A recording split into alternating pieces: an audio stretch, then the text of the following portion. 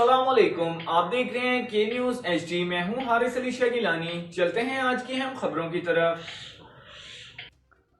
रुक करेंगे साहिवाल का, जहां से रिपोर्ट कर रहे हैं हमारे नुमाइंदा खुसूसी बख्त खान।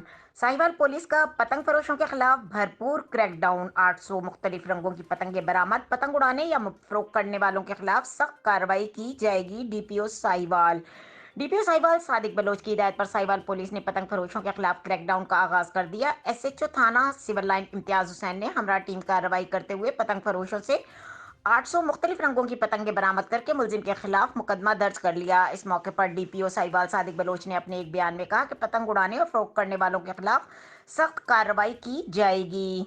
मजीद खबरों और अपडेट्स के लिए हमारे साथ रहिएगा। तब तक के लिए अपना ख्याल रखिएगा। अल्लाह हाफिज।